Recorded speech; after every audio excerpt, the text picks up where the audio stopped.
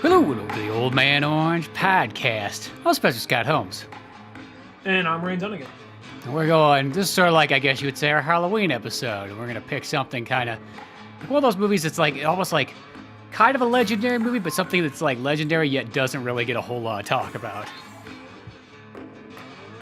I think retroactively it's been kind of getting a little bit more people talking about it because it was a earlier movie from Peter Jackson. So after you do something like Lord of the Rings, people look back and go like, oh, what else did he do? And up until probably maybe around 5 years ago, I didn't even know he directed this movie. So it was one of those things like, oh, really? This was him? Well, I kind of, because it's weird because Peter Jackson started more closer to like Sam Raimi, and I kind of see it in this sort of. Well, there's one of those ones too. It's like I didn't realize this was a Peter Jackson movie. It's like I've known about this movie my whole life. It's like, oh, that's a Peter Jackson movie, and then also just having Robert Zemeckis like produce it as well too. It's like, which all kind of makes sense. It seems like it feels like that fits together, kind of like a very like solid package. But like I was like Robert Zemeckis, like I just did like Forrest Gump. Well, what do you want to do? I'm gonna do the Frighteners next. Well, this right here. Well, first off, you probably know from the title, but we're talking about the Frighteners, folks. The 1996 one. Yeah. And the thing about this movie is this is, I guess, Peter Jackson's first big budget movie he's done for the States. And on top of that, it's also this movie that, I don't know, it feels kind of like a weird combination of things, but it all makes sense when you see it. Like, it is produced by Robert Zemeckis, and originally when he was looking to make this movie, well, he didn't know he wasn't looking to make this movie originally. This was a movie that was cobbled together script-wise by Peter Jackson and then what was her name? Fran Walsh. Mm-hmm. And he liked the script and he thought this would be a good spin-off to the Tales from the Crypts. Like the movie series. Just said his the movie series. Robert I drew a Zemeckis? blank on his Robert Zemeckis, yeah. Like he like this would be a good like spin-off to that. But then he's like, oh, actually no, it seems like a little bit more of its own thing, so we'll just keep it separate from that. And originally, he had every intention for this movie to be a PG-13 movie, but there's just a few things that set it over that. And they just like, let's just keep it R, I guess. And knowing it was supposed to be PG-13 originally, it kind of shows in certain jokes and the tone of the movie, but it all kind of works because it's just like, it's very 90s, but it has some of that kind of it's like that weird mix mash of like different directors and different stamps, different inspirations you can kind of see from the time. Well, it's kind of weird because it's like I thought this movie was PG-13 the whole time. I didn't realize it was rated R until much later. It was like, and it really is one of those movies because it's like it's one of that odd thing where a movie was actually made PG-13. And then it's just kind of like, they're like, well, maybe it's when the MPA is like kind of like, well, I think it's kind of radar. It's just a little bit too much. And they're like, fuck it, we're gonna go back and add some more gore into it. Then if you're gonna make it R, then we'll kind of add there. But you think about it, I don't think there's any F-bombs in the movie. Like there's no like you could totally tell it is like PG-13, and then it's just got just a couple violent scenes, and that's about it. That are like, borderline. It could be rated R, or it could just be a very hard PG-13, I feel. Both tonally, I'm going to say this feels kind of like Sam Raimi with Robert Zemeckis. It has kind of like that vibe, a little bit of that Spielberg kind of vibe to it too, but I think that makes sense because Zemeckis kind of comes from that same, same like time as Spielberg, and they like, I think they're friends. I think didn't Spielberg produce Back to the Future? Yeah, well, because Robert Zemeckis, and I think he also produced even like I Want to Hold Your Hand or something like that too. Because I always think that like Steven kind of like took Robert under his wing, like, you're coming with me, Rob. We're gonna do magic together. Steven's got you, don't you worry. Well, I know that Joe Johnston, I know that he was a guy. Don't you dare take that fucking offer from Francis Ford Coppola. Fuck that guy. You're coming with Steve. You're gonna be part of the Steve crew. Put your Steve crew hat on now, Rob. Put down that bottle of Coppola wine. Put it down. Put it down. I know that's his offer. I got something better for you. I got special effects. I got you a baseball cap with my name on it. It says Steve crew on it. We all know what Steve. Not Steve McQueen. Yeah, no, not the Steve McQueen crew. That died out when he died out. I tried to be part of that team. Steve didn't want me on that team, actually. Apparently I couldn't drive fast enough. Yeah, and I was just trying to be safe, But it's always interesting, like you like those the original Peter Jackson movies. I think this is like there's almost like two types of Peter Jacksons out there, and I just think there's like the majority of people obviously they know like he did Lord of the Rings and King Kong. It's like he's this elegant director, who makes these fantastic representations of like classic stories and so on. And then it's kind of like you go back to the early days of Peter Jackson, like no, he's just into fucked up violence and like watching people getting brutally murdered and having all kinds of weird kind of camera angles and shots and. Hanging out in New Zealand, because I even like how this movie's like, yes, it's his first big like American movie for like the States. He's like, by the way, can we do it in New Zealand? Yeah, so I don't really want to move. Can we just do my hometown? Yeah, that'd be awesome. You know what I mean? It's just like, yeah. Can we come back here? Look, we'll say we're in some coastal town. We're already kind of by the water. It's close enough. Everyone just put on an American accent. We'll be fine. No one tell the difference. And I didn't know this was filmed in New Zealand until, I looked deeper into it. Yeah, it could look like Maine for all I knew. I was like, yeah, shit. I assumed it was Maine. It looked like not a Steven Spielberg movie, but a Stephen King movie. Like, you know what I mean? Like, I thought, felt like that's what the setup was going for. This is going to be a random question. Did Steven Spielberg ever produce a Stephen King movie or ever direct a Stephen King movie? I want to say that's a negative. I want to. That surprised me because they seem like they want to pull from each other so badly on different things. Exactly, because they both like kids and bikes getting into danger.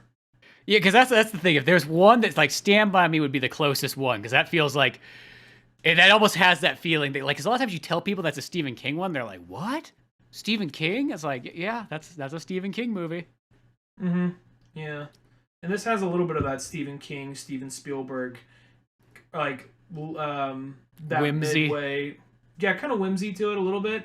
Well, there's just that sense of like that it feels kind of like, all right, when you're a kid, there's I don't know about you, but when you're a kid, there are some of those horror movies or some of those R-rated movies you weren't allowed to watch. Probably say something like I don't know, something that was like Friday the 13th. Like that's not a like a. Yeah, maybe your parents don't want you watching something like that. But then there'd be something, I don't know, my parents were cool with me watching Terminator 2, I guess because they knew it was mostly science fiction and robots and that kind of shit. So, and this doesn't have the same kind of whimsy, but at the same time, like, I remember when I was 12, my parents, it's so weird, they didn't want me watching American Pie, but I think since they knew it, they're okay with me watching Animal House when I was 12. So, that's American classic now. American Pie, not there yet. Yeah, so I think that's probably one of the things for that. But one of those, we know this, so it's okay. It's okay. Well, that's how I feel like as a kid, because I remember like The Shining was like one of those ones where my parents like showed that to me early on, which like in hindsight, that one almost seems worse than the other ones. Well, this even has a little bit of that vibe of like, you could probably show this to your kid. This has that thing of like, this is one of the few horror films from when I was younger where I was able to actually kind of get into it. Probably because initially, because I'm not going to lie, for a long time I was a little fucking coward. I didn't like horror movies and I was just too scared to watch them. But I think seeing like bully you into them. Come on, Ryan, we're going to fucking watch a horror movie. Come on, Ryan. Fucking man up. Well, the more I got into film, the more I got into them. And, and this was one of the few ones where I liked it just because, well, first off, I didn't find it that scary. But secondly, there was also that initial, like, it kind of eased you in, sort of, because I was like, oh, it's a comedy? This is a horror comedy? Because it leans a little bit more in comedy than it does horror at certain times. Well, it starts off that way. I feel like it turns into full horror, like once you kind of get about halfway into it. It's the beginning part has kind of like some little bit of goofy comedy. But once again, I do think it is kind of like the perfect one for like, you can show this to like an 8-year-old. It might kind of scare him because I guess it's ghosts. But once again, there's no language in it. For the most part, there's like no real nudity. It's just like violence. And like the violence in it's kind of more like ghost violence, I guess you would say. There's like 2 parts maybe that are like, all right, there's your R rating. But even then, by today's standards, like it looks tame. Like there's a part where someone's head gets blown off, but it's in such like a cartoony, early night, like mid-90s CG kind of way. It's just like, it's hard to, it's hard to, I think that's probably one of the few scenes like, all right, let's go back and add some gore to this. Yeah, because originally I think it was like the initial shot is he just gets shot in the chest, and then they're like, oh, we're giving you an R rating. Like, well, fuck that. If that's the case, then we're going back and we're blowing somebody's fucking head off. Well, I even like that, because we won't say who it is, because we'll go a little bit more chronological order, but the person they shoot in the head, as soon as they shoot his head, you see his ghost heads floating there, like, what's going on? Yeah, I think it's a really cool shot because it's not like anything you've ever really seen before. And that's kind of how this movie is like, it has those kind of special effects that in 1996 probably would have blown your fucking mind. And nowadays it's like, if you kind of go into it like and just look at it kind of like what it is, like trying to show this to somebody now, it does kind of have that effect where it's like, you could see someone going like, oh, this is kind of corny and dumb. But like, if you have kind of like a filmmaker historian mind, you go like, oh, well, no, I see that like that actually is kind of cool. And, you know, you almost kind of appreciate it. Sort of like you appreciate it like stop motion, like kind of effects almost.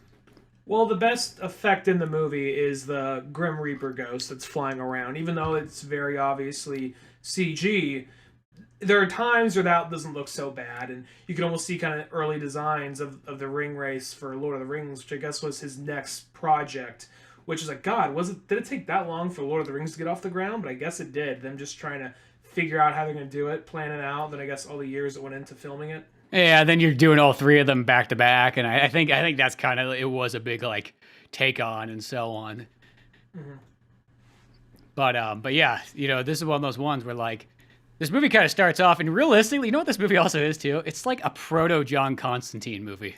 I mean, he's even kind of is. You know, you got Michael J. Fox is pretty much your like resident like ghost kind of spiritual guy, you know, for hire, and he's even wearing a trench coat and everything too. I mean, like I feel like you know, give him a fucking accent and a cigarette, and you got fucking right there. There you go. There's your John Constantine.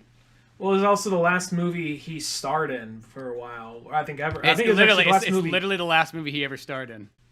I think just because he didn't want to be away from his family, and I think after this he went on to work on Spin City. Yeah. So he just wanted to do more television, be closer to his family after this movie, because he's like, I don't want to go all the way to New Zealand every day. Like, it's not every movie. Well, you know, I don't want to go. I don't want to go away that Peter, long. So. You know how Peter is. He's forceful with his New Zealandness. He wants me to like walk around on my knees and play Frodo. I told him to fuck off. He said the cerebral palsy actually works in the favor. Okay, he had early signs of it in this movie, didn't he? I don't know, but it came halfway during Spin City, and that's why Charlie Sheen comes in next in that show. Okay. So it's really not that far off that he has it. So right here, though, in this movie, I will say it's kind of hard to do. After Ghostbusters, it is kind of hard to go like, all right, like if you're not playing it like a John Constantine, like someone who's, you know, like a troubled alcoholic / you know, he's not a religious guy, but he just knows all the right verses and how to get through this thing. It's hard to do the funny Ghostbuster guy after Ghostbusters, but I think it's an interesting way they do it, because like he's more of a con man. Like he has this gift where he can see the dead and communicate with the dead, but everything else is bullshit. So he'll have his two ghost buddies. It was like Stuart and Cyrus. Mm-hmm. Stuart's like this nerdy guy, and Cyrus is this black dude. You know what's weird about Stuart? Is he's nerdy, but he's got a Leatherman jacket on. Like it's kind of the 70s. You had to blend in. You had to prove you weren't one of them. Yeah, that's what I thought was kind of funny about it, because it's just you don't see that really often. You got this nerdy looking guy with glasses, but he's got a Leatherman jacket on. He probably like had the track team or something like that, or cross country.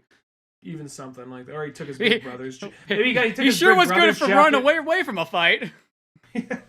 Well, maybe he took his big brother's jacket, and that's why he's dead now. You know, the team found him. Yeah, you never know. That could be the case.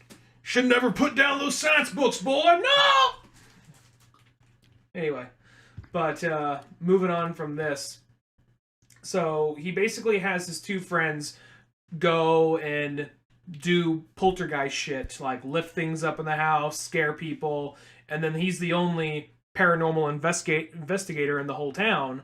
So then people go and they'll ask, you know, he'll go there and he'll like spray some Foley water, pull up this fake machine, like, oh yeah, I just sucked up the ectoplasm. You don't want to hold on to this. This can get out. This will keep you safe for about 6 months. Now it's going to come down to $500, give or take. Yeah, and you can just kind of tell that, like, even though he seems like this, you know, you could tell some people are kind of seeing, like, right through him, like, oh, he doesn't fucking see this shit. It's just, you know, it's like, well, what do you think just happened fucking an hour ago? But okay. But it is that thing where it's like, even though he's a con man, it's like, it's really not working out very well for him, too. He's driving an old jalopy car. He's got a house that's totally unfinished. Well, they get the point across that, you know, his wife died. There's a little bit more of this mystery throughout the movie, like the did he or didn't he, and the way they present him, you pretty much automatically know he didn't do it. But there's this whole theory of like, did he kill his wife? And it's one of the reasons why he's kind of secluded, because apparently he was this well-off architect, and then one day he got into a car crash with his wife, and his wife died, but then people assume he actually killed his wife.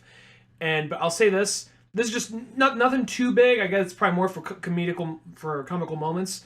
But the whole idea of like, you know what? If you knew you died in a car crash with your wife, you think you'd learn how to drive better when you drive like such a fucking asshole all the time, like cutting like from one side of the road to the other, like on a fucking dime.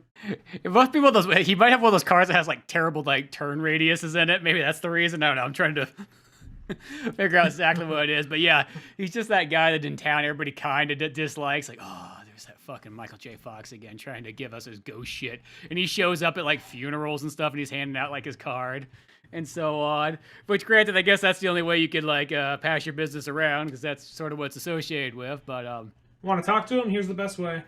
And of course, like the local sheriff in town for some reason is like his wannabe best buddy. It's like he's almost like not really like Michael J. Fox doesn't want to be buddies with this guy, but that sheriff guy sure wants to be the best of all friends for him, and he would do almost anything for Michael. Like Michael could kill somebody in front of him and be like, "We'll work this out, Michael. It's okay." Yeah, you can see he actually just wants to. He's into ghost shit. He just wants to know more about ghost shit. Yeah. Essentially, at the end of the day, and Michael's just like, I'll throw him a bone once in a while, and hopefully that just keeps him from, I don't know, arresting me. Yeah, exactly. So it's like, in this life, it's like, nothing's really like working out. It's not bad, but it's like can't finish the house off. It's been, because probably I'm assuming he's had that house for 6 years and it's still like, not even, halfway done.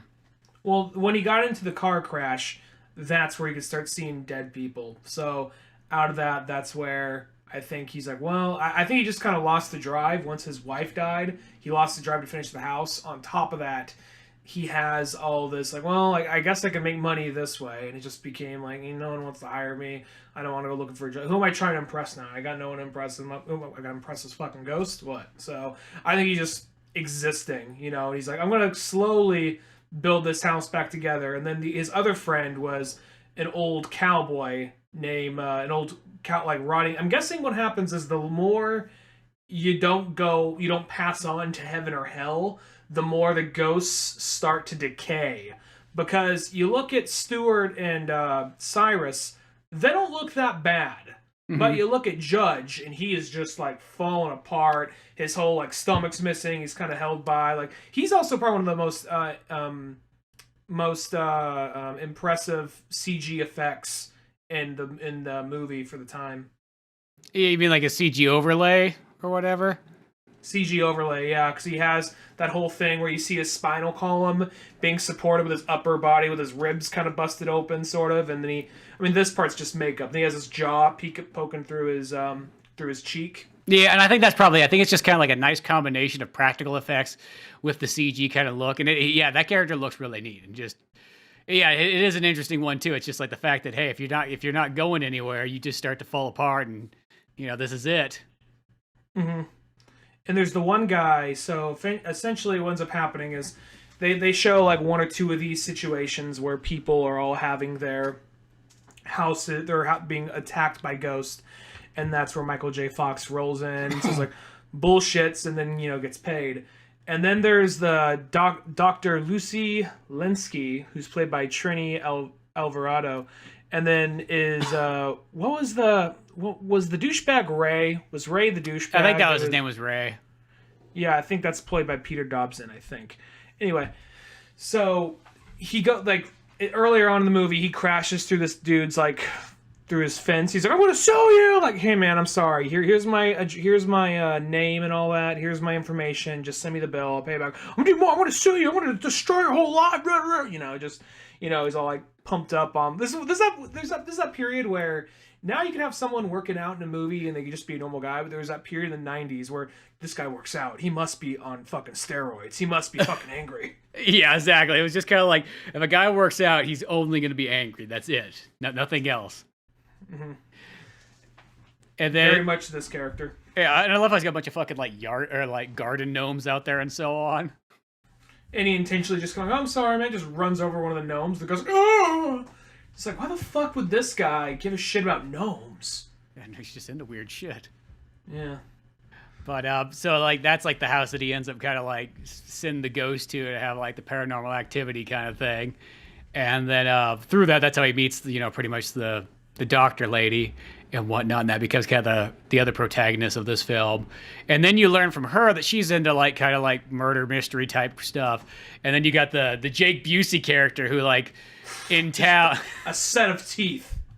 Good old Jake Busey. I love fucking Jake Busey. I really wish he was in more stuff. He just needs to be in like, because I always think of him in like Starship Troopers, and then he was also in the new Predator, which was kind of cool. Because I thought it was like, oh, maybe his character connects to like his dad's character in Predator 2. He played Sex Machine in whatchamacallit, in the From Dusk Till Dawn TV show. Did he? That's awesome. Yeah.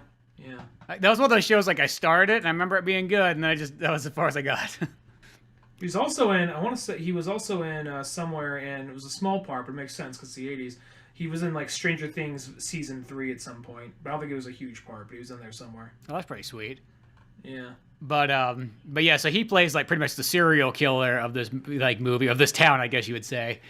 And she's just kind of like knows is there, and then he's got like a girlfriend who's like 15 that he's like kind of conned into it, and nobody's really too sure. It's like in this murder mystery, they're like, was she an accomplice or was she not? She was sent home, and maybe she was just a 15-year-old under the influence and whatnot. Now she's just under the watchful eye of her mother, in the scary, creepy house that they live at the edge of town.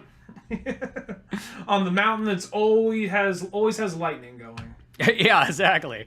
It's just right next door to the Munsters and right next door to the Addams family. Yep, that's the house. 3 blocks down from the morgue. Yeah, But so she kind of gets all associated with that. She almost gets interested because I remember she goes over to like that house at one point, and like, does that have something to do with Michael J. Fox yet, or does she just go over there for like? She's like, I saw a special on TV and I thought I'd just show up. Yeah. Yeah, no, it was she had an on-call doctor. She's an on-call doctor, and she went to go like work on the I think it was like one of those things like she saw that the mother was very protective and saw the lady who was what was her name? The lady who was like was it I can't remember off the top of my head. I don't remember her name, but yeah. She actually had the whole thing going where she was obsessed with Jake Busey when he was younger and all that, and it was like, oh well, did he con her into it, or was she just like was she conned into it? Was she tricked, or was she a psycho? And they're playing it off like she is innocent and she's just mentally abused, and her mother abuses her because she has like strangle marks. In the very beginning of the movie, there is like some kind of ghost thing chasing her throughout the house, and the mother is like, "Demon, be gone!" and she has like a shotgun. That all felt very Sam Raimi at the very beginning. And then we cut back, and then she's just like, I think her mother's abusing her. I think her mother's mistreating her. Like, my daughter's evil. Don't let her fool you, and this and that. And the movie's trying really hard to make you have sympathy for this character. Because I'm not gonna lie, even knowing what happens, spoilers, but knowing what happens later in this movie, I still like just seeing the way she does a good job of playing both sides, because she makes you believe like, I know it's gonna happen, but I feel bad for her kind of right here. Not when it's later revealed, but it's just one of those things like it's believable, Oh yeah, totally. I definitely think so. I think she does a really good job of that, because at first you're like, yeah, look at this poor lady, just like, the wrong place, the wrong time. Almost kind of like, it's kind of like, I was to say, maybe not as abused as, like, not as abused, I was gonna say, like, it's like Juliette Lewis's character from Natural Born Killers, but that character's like full on abused. Rodney Dangerfield abused. Yeah. Yeah, so it's kind of one of those things you feel like that, she made one mistake and had a misjudgment of character, being young and dumb, and that's haunted her for the rest of her life. So then you feel kind of bad for her, because how do you bounce back from that? But then later come back, oh, never mind. But as it goes on, though, at this point, that's all we know. And so after going back, they're watching like a TV special, like recently on, Murder TV, and they just kind of cover that story and all that. And that's where you see Jake Busey. So I'm like, oh, so there's someone going around causing all those mysterious heart attacks. I wonder who it could be. It's not hard to narrow down, but they do a few good things, tend to get the scent off the trail of that girl at least. And then moving forward, that's where also Michael J. Fox is also getting blamed for it too. Yeah.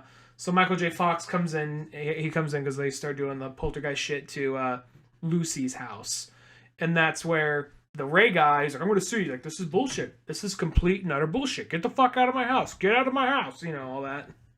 Yeah, it's like even Michael J. Fox is like, he's like, "It'll cost you $500, but here's the thing: we'll call it even for the fence." Well, because I like that, because his whole plan was, look, I crashed into this dude's fence earlier today, so I can't afford it, so. So let's just go there, do some ghost shit, and then now that gets me in the clear for that. But as he's leaving though, he sees like a number appear on the guy's head, and when he gets back home, he says, "Which one of you guys put the fucking number in his head? Like, that wasn't us. What are you talking about? Like, whatever, assholes." And then you find out that whoever has the vision, whoever can see ghost shit, can essentially see the number of whoever this ghost is about to kill appear on their forehead. And they also say that something that he did, that the ghost did, not the ghost, but Jake Busey did, was he carved the numbers of each victim into his head. Yeah, into their head. And I can't remember if it does a scene yet, but there's the scene where like when this probably comes actually a little bit later, but like when Michael J. Fox has the flashback to like in the car accident with his wife, that's the first time he ever sees that number carved into someone's head. Is on his wife has like the number 13 on there. Yeah, so what's happening at some point is there's this other lady in town who's just like I am, like just Bitchberry Bougenthorpe or whatever, just the most bougiest. Is this the lady who owns like the newspaper company? Yeah, like what this like aristocratic British lady is doing in fucking Maine or whatever. I don't know. Fucking like New Zealand, Maine. Like, this is as far as they got. But I didn't go more inland than this. I don't want to be too far away of a boat ride home. So, anyway, so she's basically like just going after Michael J. Fox, saying this guy's a parasite. He's just, leeching off people who are, in mourning, this and that. Like, no, this is all real. This is me just trying to do my job, trying to get by. And like, oh, whatever, fuck you. And I got endorsements from the police station. Yeah. There's one guy just won't leave me the fuck alone. All he ever wants to do is work on this book deal together. Yeah, great, I could tell him whatever. I could make a bunch of shit up. He won't fucking know. Shit, he'll write anything down. I'm not too sure if he knows how to write, but that's okay. I'll decipher his crayon drawings. So from there, they end up... something happens. There's a murder, because he ends up talking to Lucy...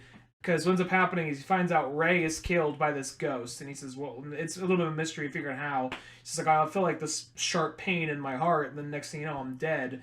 So he's talking to Ray, and he's talking to Lucy, and he starts to kind of get closer to Lucy, and Ray's like, oh, this fucking bitch, and all this and that. You find out they do whatever they can to make him unlikable, because you realize that he apparently took a bunch of her money and put it in a bad investment. Yeah, and wasn't going to mention it. Yeah. And then he starts to get a little closer to her. And from there, someone dies in the bathroom. He sees, like, the Reaper ghost pop through the mirror, grab this guy's heart. And then later, he's leaving. And then they start going like, he appeared. This guy, you're the last person seen with this guy. You both ran into the bathroom together. I don't know what happened. If you sucked each other's dicks and you didn't want anyone to know, so you killed them. I don't know what happened, but the sheriff still believes you. But yeah, the rest of the real shocker there. I think he was hoping he was in the bathroom. I think he wanted the show. Yeah, shit. He thought he'd get the video camera ready and everything, and just watch you two suck each other off, and then hopefully be able to join in. But he's fine with watching too. He's that kind of guy. But he's hoping someone will ask. He doesn't want to ask himself. He has that much pride.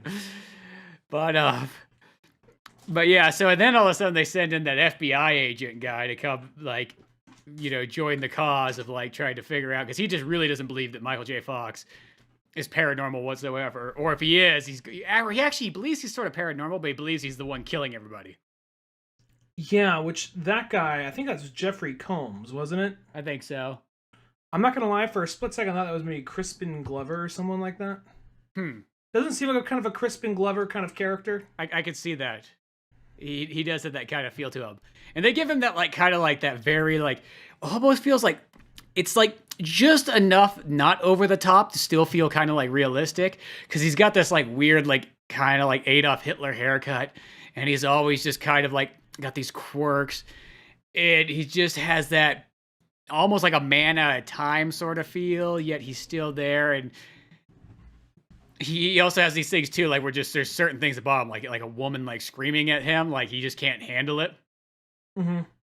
Or like there's a part where the sheriff goes up to him after the lady screams at him, and sheriff touches like, "You okay?" He's like, "Do not get into my personal space." Yeah, like he's got all these like mental problems that like you don't know what they are, but once they finally explain them in the movie, it's like I think it's actually like it's like, oh, that's a really like cool, well defined like backstory for that character. Yeah, because at first like, what the fuck is this guy's deal? Then the more you watch it, you're like, okay, I kind of see that. He's a walking cartoon character, but I definitely get why they made him like this. And he kind of has a little bit of a I don't know if this is a part of it, but he reminds me of kind of like a J. Edgar Hoover type. Like one of those people who tries to be squeaky clean and very professional, yet it's kind of very weaselly and is kind of in some ways incompetent. Exactly. That's a great way to describe him right there. Yeah. So going forward, he's pretty convinced that Michael J. Fox is the one who's going around doing all these killings. Because a lot of times he ends up going to the site after the fact, because that's where there's ghosts. So he's like, all right, I'm going to go, turn some rocks over, ask some questions. Hand some business cards out. Yeah. Kill two birds with one stone. Oh, poor choice of phrasing at the time. Yeah, anyway. And then he goes out there, and then the lady, like, I want to say one of the most recent victims, he goes back out there, and that bitchy lady is just like, "There's no money for you here." And then he sees the number appear in her head, like, "You're next." He's like, "He's threatening me! He's threatening me!" Like, no. I see the thing in your head. You can't see it. Don't worry. Fuck. I'm just gonna punch her in the face and drive away with her in my car. But then this is probably one of the parts where it gets like super. I mean, this part probably went on a little too long, but this is where they have that whole scene in like a museum, and the old guy, like the Reaper is there, come to kill more people.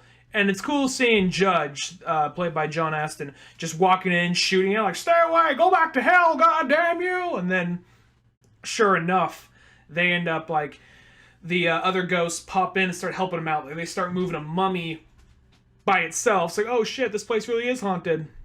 But then the one part that went a little much was when, like, he's like, oh, he sees some mummy. He's like, "Oh, those are some nice teeth she has." And he just jumps to the coffee, sees his ass popping up and down. He's like, "I like it when they lay still."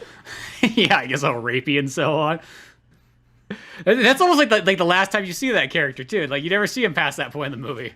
I want to say he gets killed by the Reaper. Oh, maybe that's what happens then. He gets his head cut off by the Reaper, but it's all right. He just goes to heaven or whatever. Yeah, it works out for him. Yeah, I think he gets killed by the Reaper, unless he's just like, "Nah, I'm just going on a fuck binge. Look at all these corpses here. Where are they gonna go? Huh? Why nobody tell me about this place sooner?" They're getting some fucking ancient corpse. I thought the Indian burial ground was fun. Fuck no. They all know me in the graveyard by this point. Yeah.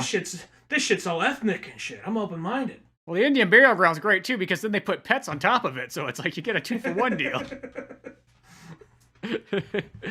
People stop judging when you're dead. They don't give a shit. Yeah. Morals are a construct of mortals.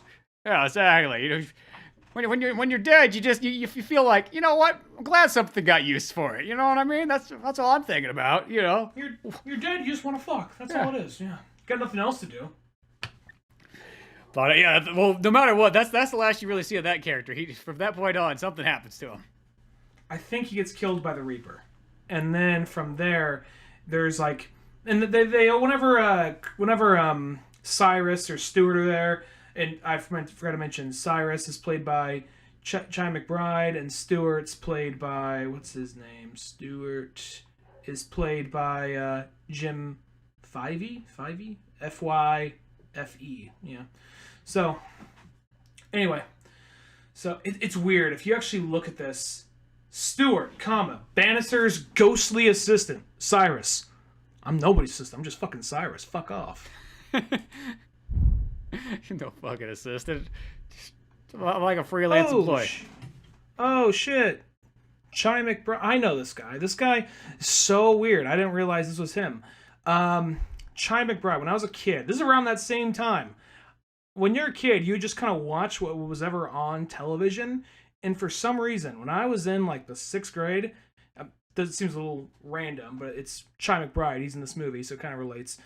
I used to watch Boston Public all the time. It was not really a comedy. They advertised it as comedy, but it was just a drama about teachers working in a high school in Boston, and he was the principal. So, and I always liked this actor. This guy was always really good, and it's just so weird when you're a kid. You just watch whatever's on television because that's what was there. Now I'm thinking back, like, I probably watched more live action dramas probably in middle school than I did as an adult. Yeah, because like it's like something you would never watch now as an adult, and it's just like it's so weird because that's how it was. Especially, I think it was just like that was like that time period of like television. You know what I mean? Because you didn't really have like, I mean, you had choices of channels, but it's just like, you know, a lot of times you would almost watch a lot of the in between stuff between like the shows you did want to see. Where it's like nowadays you would like, shit, I wouldn't even watch something with commercials nowadays, let alone like if there was like an hour show in between something else, I'd be like, I'll go do something. I got other things I can do. You know what I mean? Yeah, Boston Public, Stephen Harper. Yeah, I knew this dude looked familiar, but just with the ghost effect overlay on top of him, it took me a minute to recognize him, but I knew he looked familiar. Yeah.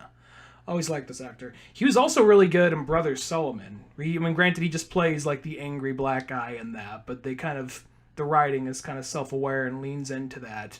He's good in just about whatever he does. Yeah. Well, I like him in this one too. He's fun. Oh, and he was Will Smith's boss in iRobot. Forgot about that. Good old iRobot. That's one of the movies I think I only saw in theaters. I don't know if I've seen it since then. I think it's just one of those movies made to be that.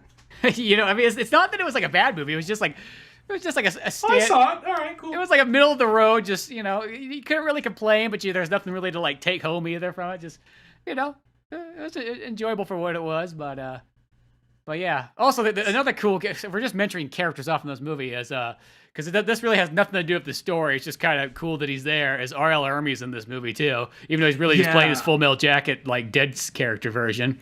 For all I know, that could be the very character from Full Metal Jacket. Well, I was just about to say, I think that's probably what it's supposed to be, because since he's a ghost now, and now he's like keeping order to like the graveyard. Like he gets mad whenever Michael J. Fox cuts through the graveyard. He's like, "Bannister, what are you doing, you piece of shit?"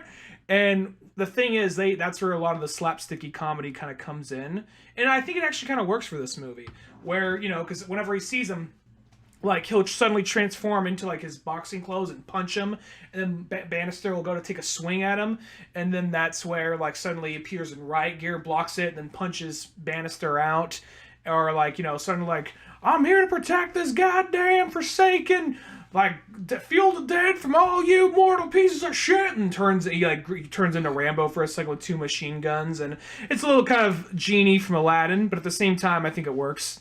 God, just a second you said, could you picture R.L. Ermey playing the Genie? Oh my! I almost so want to see that version of Aladdin. What, you think I'm gonna sing and dance? Fuck you! Make your 3 wishes, you fucking bitch! Like, that in itself, I would love to see the R.L. Ermey fucking Aladdin. Plus, I love it, like, if everybody else is fucking Middle Eastern, and then all of a sudden, fucking R.L. Ermey just painted blue. This angry, like, blue white guy, I guess you would say, fucking drill sergeant, just have him transform to all kinds of characters. He's still got to have all the weird, goofy characters, but just they're all R.L. Ermey type characters. Like, that would be amazing. He just changes outfits. He's still doing the same thing. He's not making pop culture references. Even if he's turned to like fucking animals and shit too, and just if I could make a 1 wish, I would bomb this whole goddamn Forsaken desert. Like, all right, Genie, let's calm down. Just give me the wish. Just give me the wish.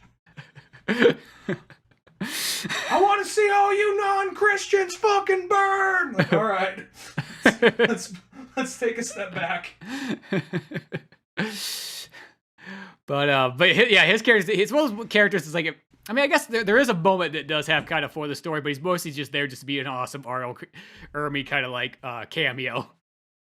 Yeah, so That part was all great. It's funny, if you look at his IMDb picture, it's not the one you'd expect. It's a picture of him from the fucking 50s.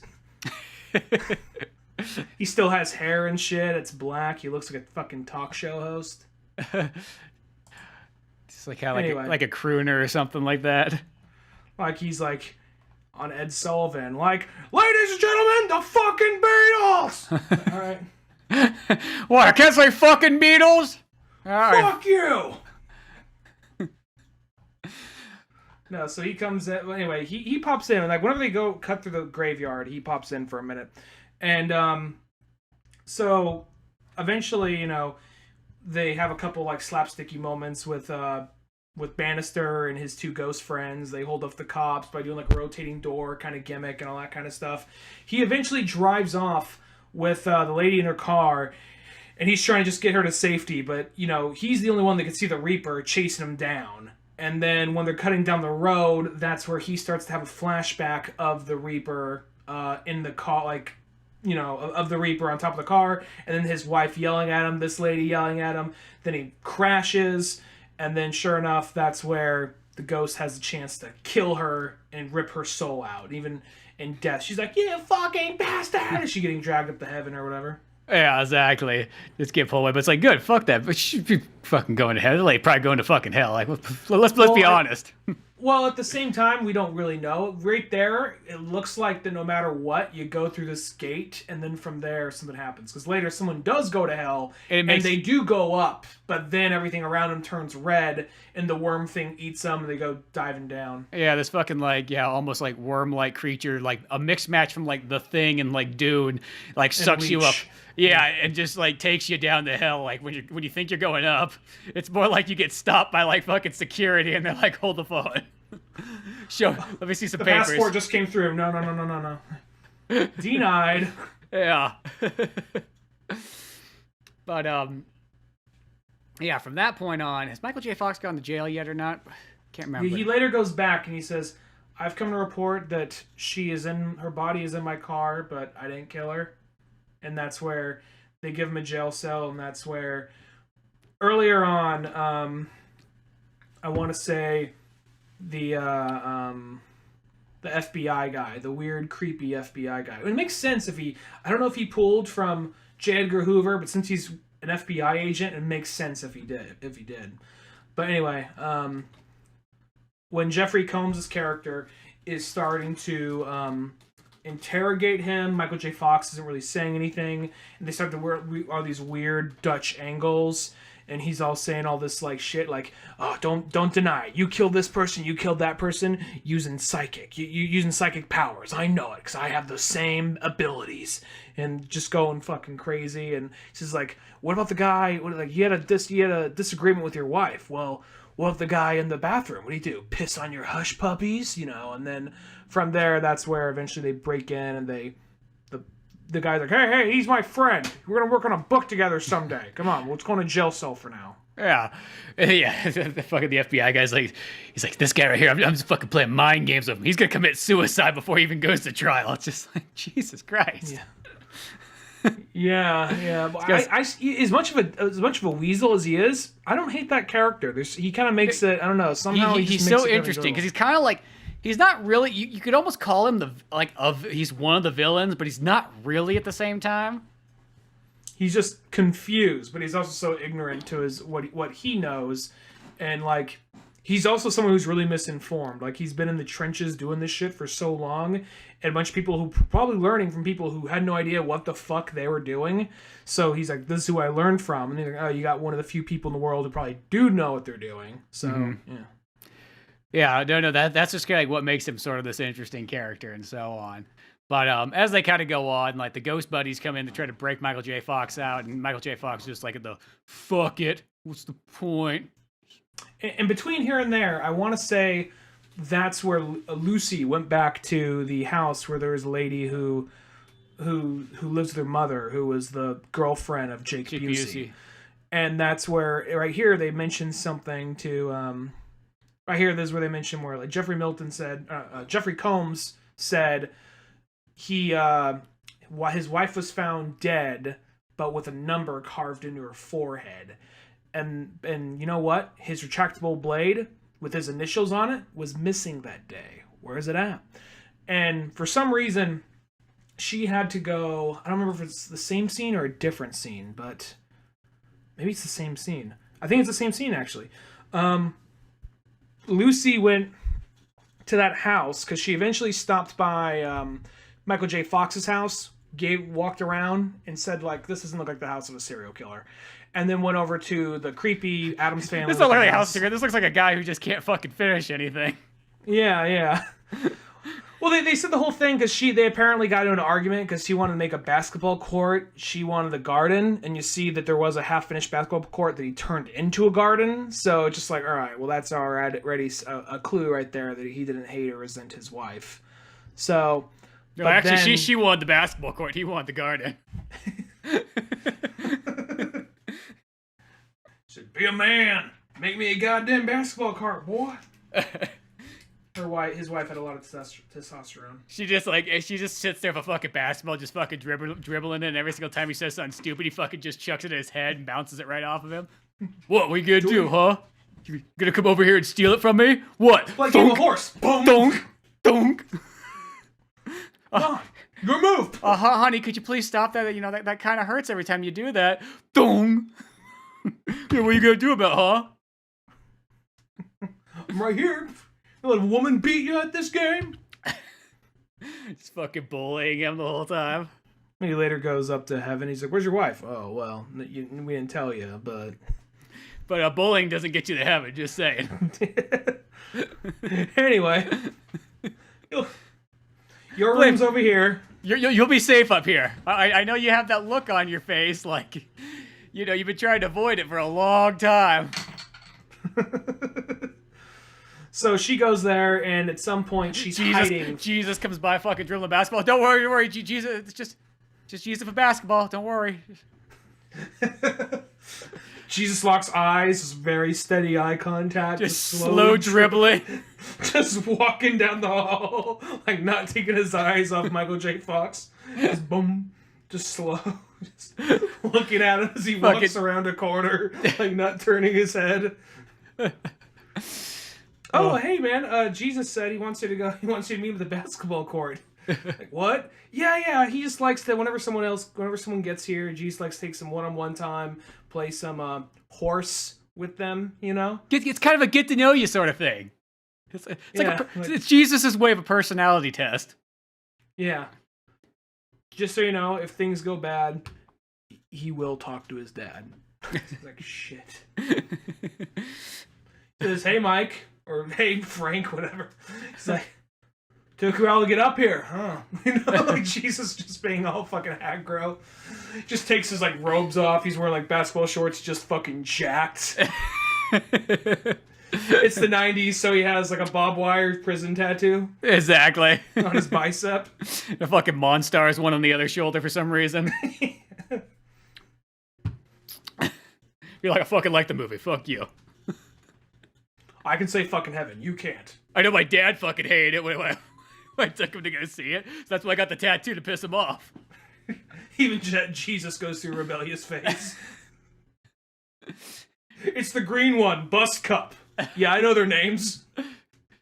What, you don't? Well, you did put the tie-in cups for them? Got the whole collection here. From McDonald's, yeah. But, where the fuck does that leave? Oh, that leaves us with fucking Lucy going to fucking... Addams family house. Yeah, she goes to fucking Addams family house to go check it out, and, like, you know, in there, she's kind of talking to, like, the daughter and so on. The daughter's almost seeing, like, come on, my mother's gonna go, you know, grab coffee or something like that. Quickly, go upstairs, you know, I'll show you, like, all these, like, clippings or whatever I have. And then, she sees there's this urn sitting there. She's like, oh, don't touch that, that's my father, or whatever. My mother, like, said that, like, my father killed himself because of me, so I have to, my punishment is to have him sit here in my room looking at me all day long. And then, like, she's, like, hides her in this wardrobe, and that's where she sees the, Frank's, his retractory utility blade. She's like, what the fuck? And she finds it in the mother's room, knowing that the mother is kind of like, it's almost like the mother knew that she did all all this terrible stuff and kind of hid it up, or kind of like it's like hiding her daughter from it. But it plays it off like the mother's the one doing it. It plays it off like the mother's the bad guy. I guess that's what I didn't really see it like that. I guess what I saw was like, oh, wait a second, what's the mother covering up? I guess it could be that way too. I took it as, I took it at what the movie was trying to do, just because they showed the girl was, I think her name was Deborah, I think, or something. I think they showed that she was abused. Mm-hmm. Oh no, Deborah was the dead wife. They're trying to show that she was abused and her mother was super controlling. So I think it was trying to make it seem as if the mother had some part to play in it, but it was just more the mother covering up as it goes on. And then when she finds the utility blade, she's walking around the house, and there's like this scene where it's kind of one of those like really sort of forced expositions, but you got to find a way to get it in there somehow. And that's where the Reaper comes by, and the Reaper takes the form of Jake Busey. And this is actually I think we're mixing a little bit of the order up here, because I want to say that we realized the Reaper was Jake Busey by the time I want to say that they did something to like they put some anesthesia in Michael J. Fox. So he was able to he was able to temporarily die for a minute. Well, that comes much later still. But that's where we find out. That's because we find out that she's actually, you're right. I'm jumping ahead here. She finds the blade, then she comes back there later. That's what happens. Yeah, she comes back there like a third time, I think. Yeah, because at first now she goes to break Michael J. Fox out, because now she's like, oh, twice shit. Isn't enough apparently in that house. Yeah, so like she goes and gets Michael J. Fox out, and the Reaper comes, and that's when Michael J. Fox is like, fuck it, we gotta get out of here. There's only one way, and they bust out of prison and whatnot pretty easily, actually. And they just have to yell for the guard. So, and the ghosts are fighting off the Reaper. It's small town New Zealand, Maine, so I guess it's okay. Yeah, Cyrus and Stewart fight off the ghosts, but die in the process, and that's where Michael J. Fox takes some anesthesia, sits in a freezer, and battles the ghost through like the graveyard and all that. And in the process, he almost defeats the ghost and the Reaper. But out of that, that's where we see, the Reaper was actually Jake Busey. Yeah, he just had a costume on, pretty much, and so on. Which I think is kind of I think that works kind of cool. I mean, like, you could say that maybe somebody saw that kind of coming, but I feel like that is kind of a nice little twist, because you just kind of wonder like what's gonna kind of be like how that goes down. It's like, oh, that's kind of a neat way to go about it, and so on. So then he gets a fucking battle Jake Busey, and then somehow, some way she does go back to the house, and then she kind of finds like she's like, essentially he's about to defeat Jake Busey, but he has to get revived, otherwise he's dead for good. So from there, she does go back to the house to confront her, like, I think your mom's doing some fucked up shit. Like, I know what you mean, but let me just go be alone for a minute. And then she runs around the corner, and that's where Jake Busey pops up. She's like, oh my god, I just can't wait to kill somebody. Yeah, exactly. And then she kind of realizes that, wait a second, no. The daughter is not innocent and helpless. She's a psychopath too. Yeah, and I think hiding the daughter, I mean, because, I thought it was kind of obvious it was Jake Busey, but at the same time, the daughter actually being a psychopath, I think that was pretty well hidden. I think so too. I think they do it. That's like they do such a fantastic kind of twist, sort of with that, and just the way she acts it out and everything's just like totally believable the whole way through. And then when she does kind of turn, and then she goes fucking full on like serial killer, and she's like trying to murder fucking the doctor and whatnot, and chasing after him with like a gun. Like that part's pretty badass. And like the cool thing too is they even go and they run back to like the old hospital where like all the murders kind of happened that Jake Busey did. And it's kind of cool because it's like you see it's all like dilapidated. It looks like fucking like Silent Hill inside there and so on. And what they've learned is that urn that was inside, the bedroom of like her father watching over it was actually just Jake Busey's fucking urn. And they have to take that and find like for some reason this town, the only church is in an old abandoned hospital. Shit, yeah, this isn't America. All I have to say is like, we know this isn't America if that's the case, because pretty much I don't care what town it is in America, there's like a church almost on every block, and probably the farther east or back east you go, there should be even more churches. I live in San Francisco, which is heavily atheist and heavily left-leaning. But there's a lot so of many fucking ancient here. churches there, yeah. Shit, there's churches Yeah, next to so- like strip clubs there. It's like that's just like they're like fuck. Sometimes you need a blessing.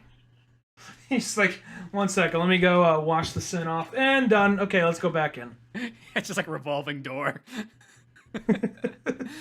But like Of strippers and guys in business suits. yeah, exactly. It's just one of those ones where it priest. But it's just one of those kind of things. Like, so it's just so weird. This town, like, the only one there is in this old abandoned, hospital that nobody's used ever since those murders. And so they go into the fucking Silent Hill Hospital that happens to be the only place of like a fucking church. And as they're kind of going in there, like Michael J. Fox is having these like visions of like the past the whole time. And they're being like hunted down by the fucking like serial killer chick. And then he's seeing kind of like how the whole thing went down, how Jake Busey was just like, he was working there and so on, and just didn't fucking want it. He just couldn't have it anymore. So he just started going on a killing spree, killing all the doctors and employees and anybody else along his way. And then she would come from behind and like fucking carve in the numbers into their foreheads and help kill and so on. Or whatever she did. So you and you kind of learn this. It's cool because it's like just it has these flashbacks back and forth. And this is the kind of point where it's like, by about this point in the movie, like this last like at least third act or so, is like it's really like no comedy whatsoever. Now it's just a full-on serious like kind of horror action movie almost. Yeah, by this point, I guess there's one more quasi comedy part, which is they have the whatchamacallit, the FBI guy with the submachine gun walking around. Yeah, you got him still pumping in here and there, and he reveals that he's this guy who is doing deep cover on satanic cults, Charles Manson, all that type of stuff. So his whole body is covered. Like he does his shirt and see his whole body has like different like witchcraft shit like etched into it, pentagrams. His fucking nipples are like have been like cut off and then healed over. Yeah, like a lot of weird, he's got creepy fucking ass shit like that. Swastika on his hand and everything like that. And he even talks about like I just think it's a cool kind of reveal. Like it's just like that's an interesting character design. Like, oh, here's a guy that like the FBI just sent him off on all these like fucking horrible undercover missions. He's like, I worked at Charles Manson's house and I was the fuck boy for 6 months. That's all they did to me was just fuck the shit out of me. Charles himself would wake up every morning and be like, I need to get my fuck on. Where's that fuck boy at? Tex would want to go riding. Yeah, and then he's like, and then they put me like, like Jeffrey Dahmer's like fucking house. And then, they put me in satanic places where like I had to drink goat's blood and stuff. He's like, and have fucking like goat orgies. But you know what? I did it for my country because I'm a goddamn fucking American. What are you? I suck goat dick for America. This guy is literally like, at the end of the day, this guy is about as patriotic as you could really get because, the average person would maybe do this once and then be like, you know what, fuck it, I'll take this desk job or something like that. No, he keeps going back to the phrase like, because that's what Uncle Sam would want me to do. Uncle Sam wants me to fucking suck another dick, drink some goat blood, and raise some hell. Well, on top of that, I'm not sure if this is me just looking more into it, but when you think back on it, because there's that whole, like, 80s satanic panic, and, if you look long enough, you could find a couple people that were screaming Hail Satan or whatever, but there really wasn't a whole lot of, satanic groups going out there committing mass murder. You might get, like, there's, like, the Night Stalker guy who would scream, like, Hail Satan whenever he killed somebody, but generally there wasn't all these giant cults. So it almost gives off this impression that this guy is going in, doing all this crazy deep cover, and basically giving up his whole life for this thing that doesn't really even matter and that was never really there in the first place. Yeah, exactly. Because most things, I think that satanic panic was mostly just like fucking kids playing Dungeons and Dragons and fucking, listening to Rush and Iron Maiden. Yeah. And having long hair and having like 4 guys sitting in a basement like that right there. They're singing a song about Tom Sawyer. I don't know. Like that really, I think at the end of the day was what it was. They're like, can't they just have a nice haircut and have a Leatherman jacket on and play outside for fucking once? Sorry if I cut you off there for a second. The audio's going in and out. Anyway. There's nothing on my end. So going on this right here, So eventually, it just becomes a little bit of this haunted house like chase of this ghost, this psychopath, and this agent with a machine gun chasing the two of them down while they have this urn. At some point, what ends up happening is he thinks he's cornered them. The agent does, and he ends up getting his head blown off by the crazy lady. But then what they end up doing is there's also the part right before that is the agent grabs the urn from Michael J. Fox and pours it out. And that's they're like, oh, fuck, what have you done? Now we can't get Jake Busey fucking back to, like, hell. Like, he needs a fucking blessing. Mm-hmm. And I think by this point, I want to say Michael J. Fox was shot or something. Or he gets shot right after this. He gets shot, so he's kind of dying. And out of that, he ends up dying in the process. But then he gets shot in the shoulder because he gets killed by the lady, because the lady strangles him with the rifle. Or the shotgun. That's right. Well, yeah, he ends up dying, and he ends up getting into like a ghost battle with Jake Busey for a while, and then what ends up happening is they actually get across like, oh wait, he can kill the lady right there, because he ends up literally reaching into the psycho with the machine gun with the shotgun and literally pulls her soul out. And we've already seen this happen 2 or 3 times earlier in the movie, where when someone dies, a big blue portal light comes down and sucks him up. So he's going to heaven, and then he's grabbing this lady, pulls her out. So Jake Busey has a reason to chase after him. And I know that the whole thing with Jake Busey is he got the chair, so it looks like the top of his head is burnt. But didn't he look like a psychotic Butters from South Park? Yeah, because it looks sort of like, sometimes it looks like a little hairpiece. Yeah. I mean, I know it's supposed to be like a burnt, like his forehead's burnt, but it looks more like a Butters haircut, really, than anything else. Yeah, exactly. And so, like, as he's chasing him up there and whatnot, and they're kind of fighting so odd. It's almost like, I think that, like, he gets about halfway or something like that, or almost all the way. And then what happens? Like, does Michael J. Fox just like go with him or something like that? He goes up to heaven, and then he's floating there, and that's where Cyrus and Stewart are there. Like, maybe Judge just did stay out of the picture because he's not up there. Maybe he went to hell. I don't know. Yeah, and they pull. It's like, well, you fucked that mummy, and that kind of was a little over the line. That, or he's in like the Florida section, like senior citizen section of heaven. You're like, yeah, they got that too. And they pull him like, you might want to stay a little step back, man. Then on top of that, they have Jake Busey and the girl like, you thought you got us, but you didn't get us. Fuck you, we're going back. We're going to kill them all. And all of a sudden, like, the portal around them starts to turn red, and it starts to turn moist, and it looks like the inside of a creature, and then these little, like, tentacle worm things go and wrap around them, in through their mouths, through their ears, and all that. And then it zooms out, this worm-like thing that looks kind of like a leech or a worm or one of those things from Tremors, closes his mouth and dives into a pit of fire. I'm like, oh, okay. Yeah, it's like that. I was like, yeah, it's pretty fucking brutal, And then it's kind of like, I remember like when it, like, because it's like this is one of those movies where it's like I kind of forgot, but this was one of those movies like I remember seeing it like way long time ago, but like I couldn't tell you a whole lot about it other than like ghost shit. It's just been that long. So I was like, when I was watching the ending here, I'm like, let's see, it's 96, so is it gonna have like, in the 90s, a lot of times you get the happy ending no matter what. Like, seems like you're kind of guaranteed. But I'm like, are they going to go with, like, I mean, I guess you could say there's 2 types of happy endings, but, like, I feel like the ending they go with is definitely the happy ending, where this ending is kind of like, I was wondering, like, are they going to do the thing where, like, nope, he's up here with heaven, and that's just kind of how it is. He made the sacrifice, but here's the thing, he gets to hang out with his 2 buddies and his old ex-wife. But instead, they're like, no, man. You ain't fucking hanging out here. Yeah, she's over there. You ain't getting fucking here. Go back. Get back there. I don't know how this works, but nobody wants you up here. Jesus says it's not your time to play basketball yet. Jesus still slowly standing there, just dribbling slowly, not breaking eye contact. I'll be waiting when you get back. He says maybe when the remake of Space Jam 2 comes out. I'll see you in 3 months. If that LeBron Space Jam movie comes out, maybe then.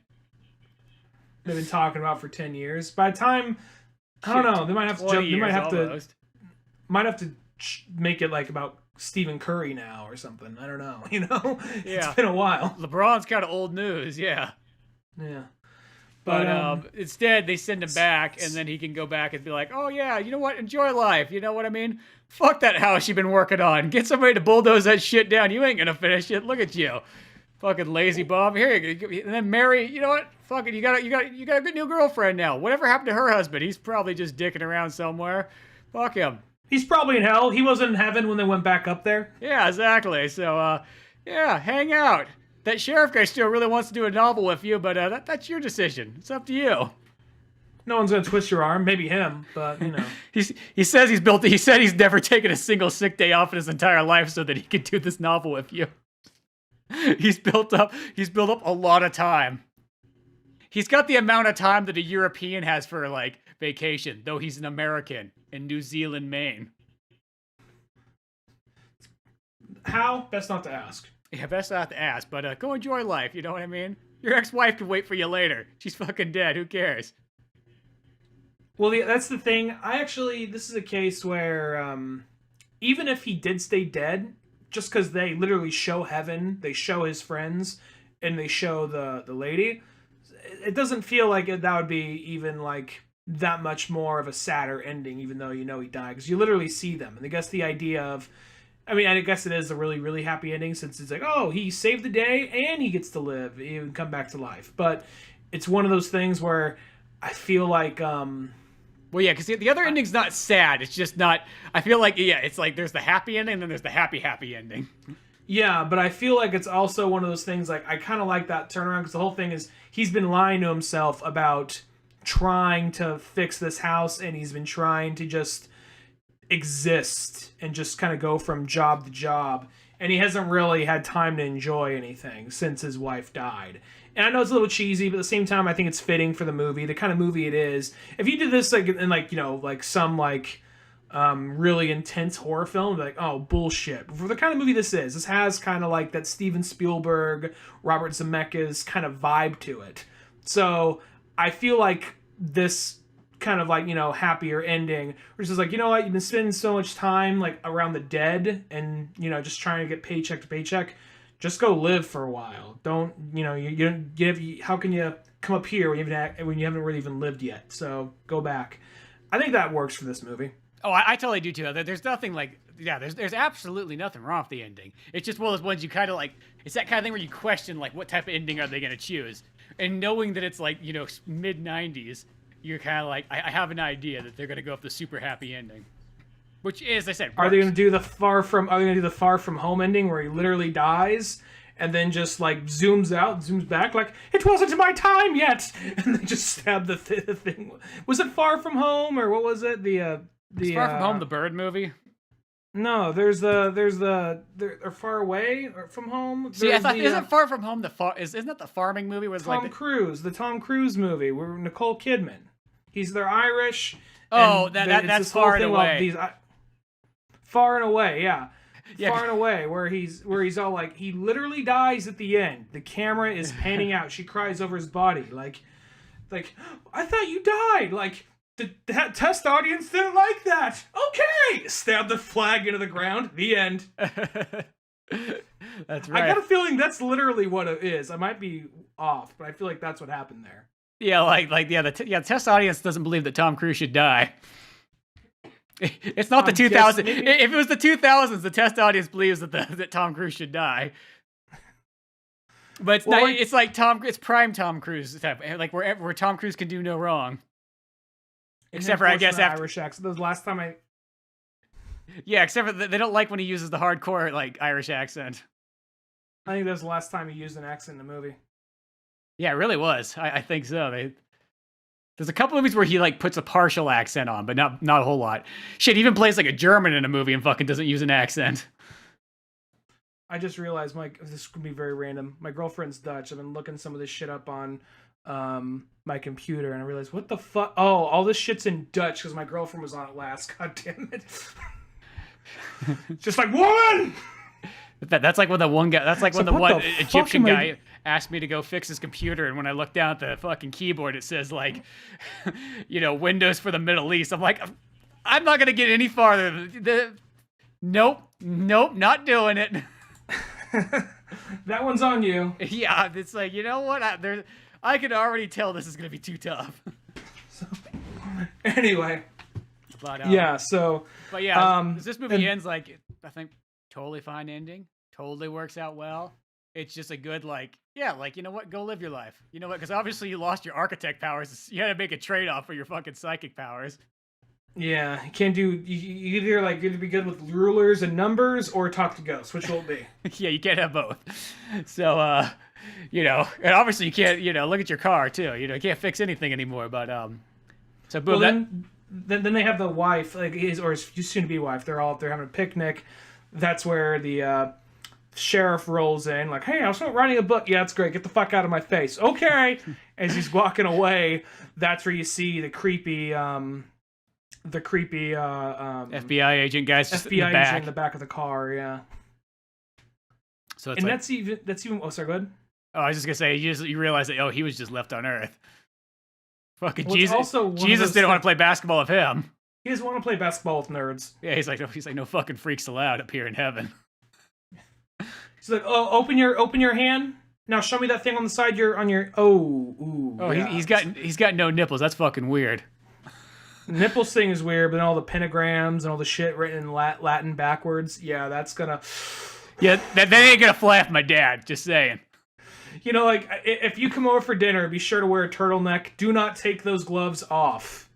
It's kind of like, I can imagine it's like somebody's just like, "What? Oh my god, you're coming to my parents' place tonight. Hide your neck tattoo. Here, put this jacket on or a scarf. Never take it off. We gotta ease them into this. Because here's the They're thing. devout Catholics." My dad really loves the Jewish people. I mean, more than anybody else. Just saying. He created the Jewish people.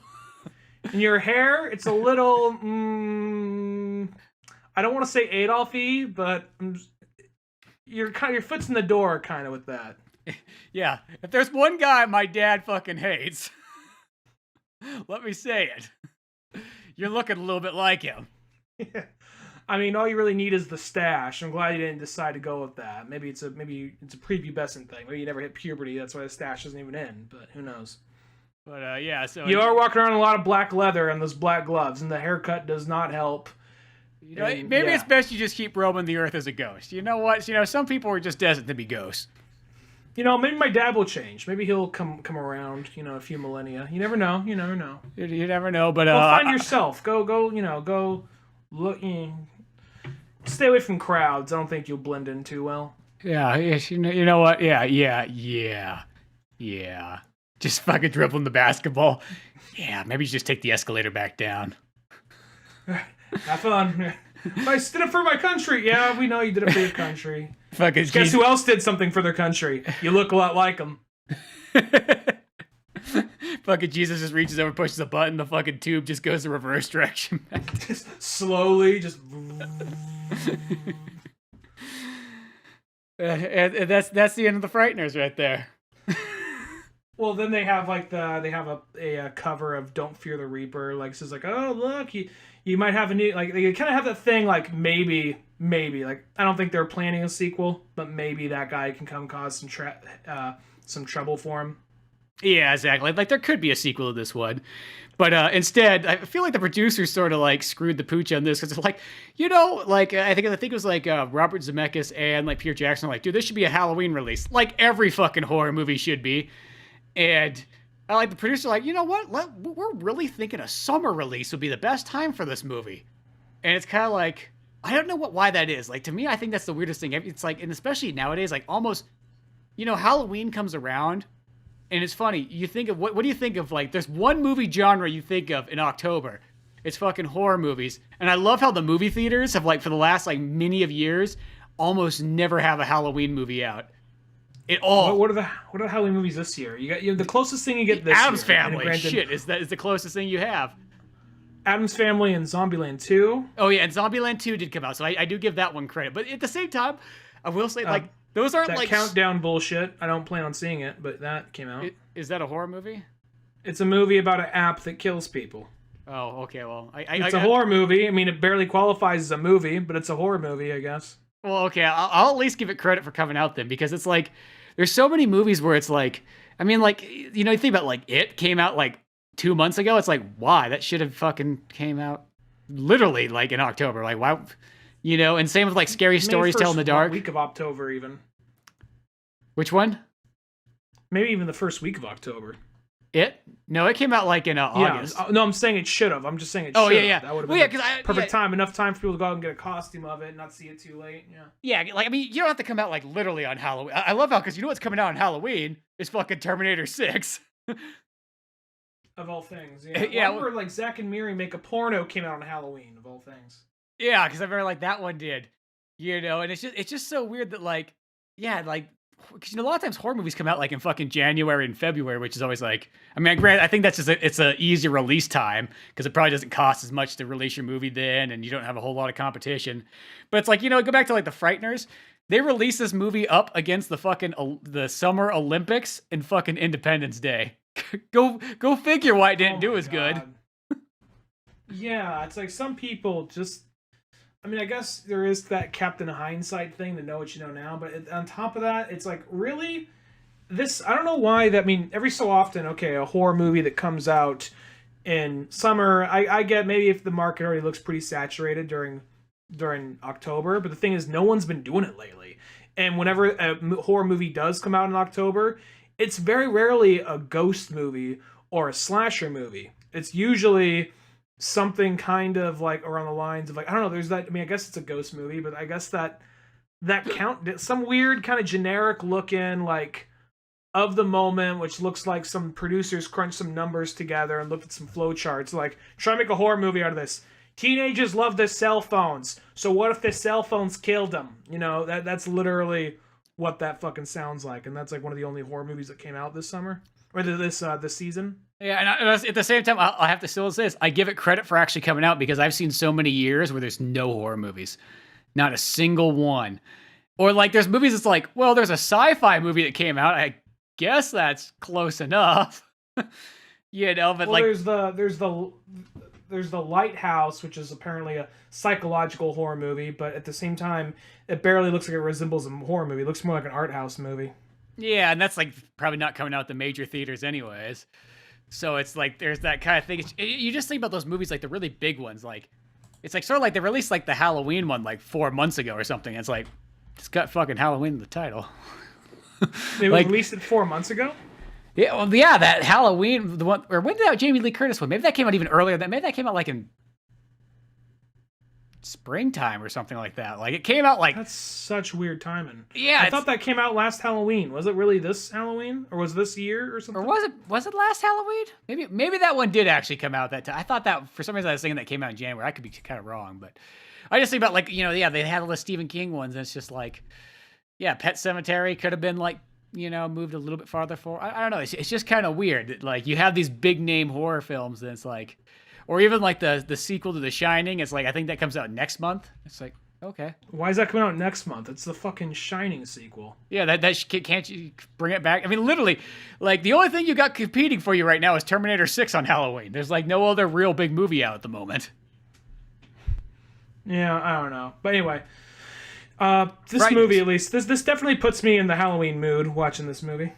Yeah, and plus it's a fun movie, and it's one of those ones where it's like, it's a very, like, it's just a great, like, filmmakers type movie, I think, at the same time too. I think it's just really interesting, just the effects, the camera angles, the way it's just, you know, that it's that classic Peter Jackson, because, you know, like, don't get me wrong, like, I love Lord of the Rings and King Kong and all that stuff, and they're great, like, in like a completely different way, but like, you watch these old Peter Jackson movies, and it's just like, there's something always so cool about them, like just the way that they're put together and made.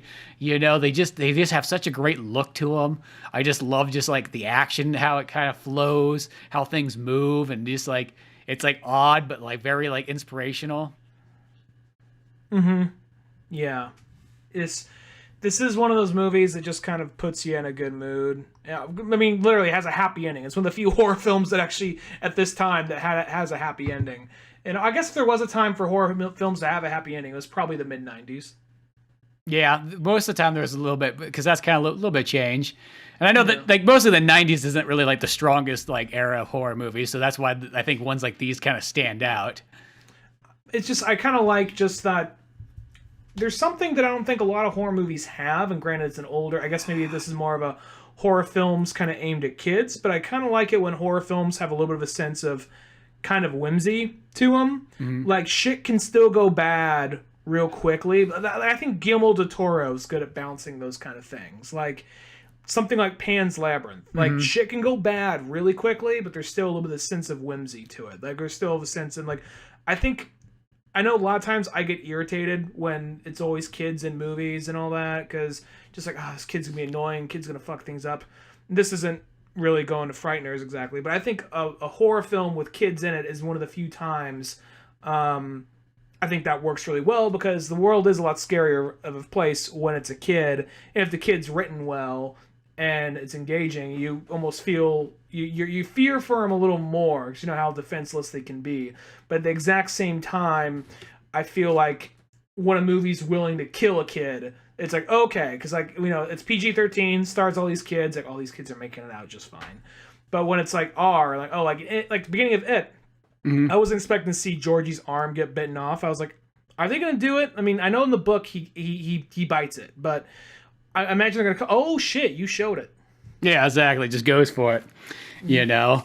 So, the Frighteners, I don't think there's any kids in this movie, now that I think about it. No kids. No, there aren't any kids. Oh, actually, there's little kids that help the ghost scare their rich mom. Oh yeah, that is true. That was kind of interesting, because they always have that thing, like apparently children, there's that theory or rumor that children are more in tune to the dead or whatever. So the idea that the dead can talk to these kids, the kids know exactly what they're saying. Yeah, because their brain is in like the theta state like all the time instead, you know. Something, one of those kind of things where, like, you know, unless like as an adult you have to meditate to get back into that state. But yeah, those weird things like that. But yeah, The Frighteners, check it out. We'll put a little link inside there or in the description if you want to go kind of grab it on Amazon, help support the show a bit. Definitely a fun movie. It's about a sweet ghost movie you could possibly have, just as 90s as all can be. And who doesn't like Michael J. Fox? Come on. Plus, you know, everything else in the film. But yeah, check that out. Go to oldmanorange.com for more podcasts, comics like Pizza Boys, animations, and all that fun stuff. I'm Spencer Scott Holmes. And I'm Rand Dunigan. We'll see you some other time. Later, folks. Thanks again for listening to the Old Man Orange podcast. Sure, check out oldmanorange.com for more podcasts, cartoons, music, animation, and a whole lot more. We also have the Old Man Orange blog going with all kinds of fun stuff. If you easily want to support the show, use one of our Amazon links either on the website or in the description of the podcast below. Rate, review, and subscribe to the show either on Podbean, iTunes, Spotify, YouTube, Newgrounds, or anywhere else that you seem to get this podcast from. Grab the sitcom-styled comic book Pizza Boys on either Comic Central, Comixology, or Amazon. Want more podcasts? Check out the Indie Comics Club over at Comic Central. I also got a workout website called Thor's Hidden Gym, filled with fitness tips and tricks, videos, and a whole lot more fun stuff in the calisthenics world. Talk to us on Twitter at Spencer S. Holmes and Dunigan Ryan. Like our Facebook pages of Old Man Orange Productions and Pizza Boys Comic. Thanks again, we're out of here.